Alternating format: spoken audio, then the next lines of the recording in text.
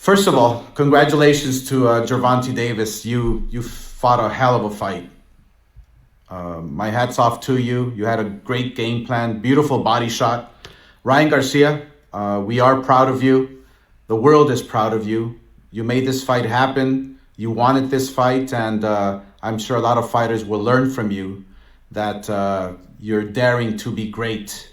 But I do want to clarify why Bernard Hopkins and I weren't at the post-fight press conference. First of all, Bernard Hopkins was accused during the weigh-in of having testosterone cream on his hands and touching Gervonta Davis when he only wanted to help him because he was going to fall off the stage.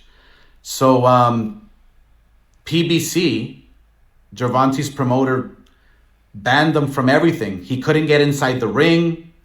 He couldn't do anything during the promotion. And so as for myself, my security team told me, boss, we got to get the fuck out of here because I received death threats. You guys don't know this. I received death threats throughout the whole week, and they just said it was simply too dangerous, so we got out of there. And plus, Eric Gomez, who is my president, who was right there, front and center with Ryan Garcia, so there was no issue, no problems. This is all coming from all these PBC minions that are just attacking Ryan, attacking Golden Boy. But it's all good. It's all good. Ryan Garcia made this happen. Tank made this happen. We had a great fight. The best man won. My hat's off to you. And again, Tank Davis, you're a great fighter. Ryan Garcia, I have your back. Bernard has your back. We're with you 1,000%. And you will be back stronger than ever, better than ever. Guaranteed. Thank you. All right. Hold your horses. Let's not take it to the stupid, De La Hoya. Now listen, people. I gotta be fair. If the PBC crew put something in place where Bernard Hopkins is banned from the ring, just banned from being anywhere near Gervonta Davis, well, there's nothing Bernard could do. You know what I'm saying? As far as Bernard Hopkins having steroids on his hand, the cream, touching Gervonta Davis, to that I say, let's not take it to the stupid. But I guess you just can't take a chance. Now, when it comes to Bernard Hopkins touching Gervonta Davis in his lower back and moving his hand in soft, gentle circles, right? If Bernard Hopkins, he was saying he was worried about Tank falling off the stage. But use your words. Isn't that what we tell kids? If it's something you want, use your words. And don't we tell teachers that? Don't touch children. Use your words, right? If you talk to them, they can hear you and they can listen. Now we're talking about an adult. Bernard Hopkins should have used his words. Bernard Hopkins is known for any face-offs and press conferences and weigh-ins to have to employ a lot of different antics to get the upper hand going into a fight. So Bernard Hopkins, in my opinion, created his own misery because he should have stayed on his side and he should have used his words. But the steroid stuff, I mean, that's funny, but whoever created that narrative, which I think was on Twitter, toxic Twitter, they need to stop taking it to the stupid. Now, as far as De La Hoya and De La Hoya not showing up to the ring and showing up to the post-fight press conference, I'm going to say this. If that was Eddie Hearn, I bet you Eddie Hearn would have showed up. I bet you Eddie Hearn would have showed up. And I tell you what, Eddie Hearn, he's not a bad man like De La Hoya. De La Hoya is a bad man. You understand? Everything De La Hoya did as a professional fighter, De La Hoya is the real deal. And nobody gonna run up on De La Hoya. But De La Hoya, heart-wise, you gotta come out here with that excuse? Man, get out of here, De La Hoya. You're getting death threats. Your security team. What security team? De La Hoya all out there in Sinaloa, Mexico, whatever the name of hell of the cartel city is, having birthday parties on the beach, singing mariachi. He traveling all around with this girlfriend with her butt hanging out Ain't no damn security for him or her. But now your security team told you something about death threats. Yo, we don't make excuses, man. You know what I'm saying? We find a way to win or we find a way to lose. De La Hoya find a way to lose. He should have been there because Eddie Hearn would have been there. I'll tell you that 1,000%.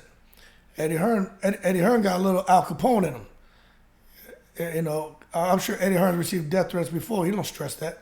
Nobody killing De La Hoya. Nobody killing Eddie Hearn. Why, over who? Ryan Garcia? Come on, man. We know Ryan Garcia's fans and like, you know, from pre-K to like 10th grade. That's what they do, this generation. They make threats. They call in bomb threats on schools. They call in active shooter threats. You know what I'm saying? That's what they do. Get out of here. I'm not buying that crap from De La Hoya. And as far as him saying he and Bernard Hopkins have Ryan Garcia's back 1,000%, only they know that. But if you ask me what my opinion is, I don't know. But I'll tell you this. I find if I was a promoter for Ryan Garcia, I wouldn't be saying nothing positive about Tank Davis. I wouldn't say anything at all. I'd just be talking about my fighter. Every time De La Hoya talks about Tank, he's talking about Ryan Garcia and anything dealing with Ryan Garcia and Tank, he makes sure, if you notice, to mention Tank's name first, to praise Tank first. It's like De La Hoya feels somehow, some way, by making sure he remains positive about Tank Davis, he has an opportunity to hook him and bring him over to the Golden Boy stable. Let me tell you something. Tank's not going anywhere. And if he was to go somewhere, he wouldn't come somewhere where they're not going to pay him at least 10 times more than what he's making. And the reality is Golden Boy's not paying fighters like that. Now, over there with Eddie Hearn got the connection to Saudi and the real money. I can see Tank making a move like that.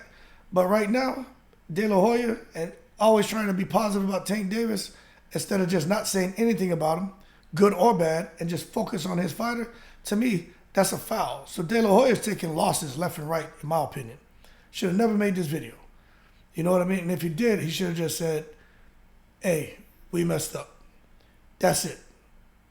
Ryan, we support you. We messed up. Proud of you. Great fight. And you'll be back stronger. Boom. Don't come out here with the excuses. Don't do that. Don't do that, man. That's like a man who's getting ready to go to jail. And he got 1,000 excuses on why what happened. You understand? And the judge is just sitting there with the gavel in his hand. It's like, you know what, man? Throw him in the joint. And that's just how I feel with De La Hoya. He got more excuses than a man going to prison. But that being said, it was a good fight. I agree with him on that. Ryan Garcia has a few things to work on. I agree on that. He can return back bigger, better, stronger. I agree with that. Not at 140, though. Right? Let's not take it to the stupid. There's killers at 140. And they are going to want a piece of Ryan because it's shown that with Ryan Garcia, if you take away the left hand like Tank Davis was able to do, Ryan Garcia has nothing. Simple. Because Ryan Garcia is naturally left-handed. Okay? And once the power hand is gone, the jab, the hook, all that's gone, Ryan Garcia is sitting there with this dead right hand. Flaccid right hand.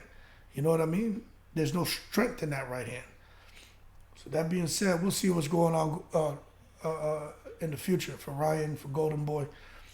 But I'm going to go ahead and say this, and I'm being as genuine as I possibly can be. I think Ryan Garcia needs to get away from Joe Goossen. I think he needs to get away from Golden Boy Promotions. Ryan Garcia has so much potential, so much marketing ability. He's already there. He's on the radar. But messing around with De La Hoya, I just think Ryan Garcia, he's plateauing. And in order to get beyond that, he needs to be with another trainer and another promoter. But that's my opinion. That being said, more to come on Ryan Garcia, Golden Boy. But to me, I just heard a bunch of excuses, and I don't support that. But that being said, shout out to all the veterans on 7 continents. I'm in the breeze.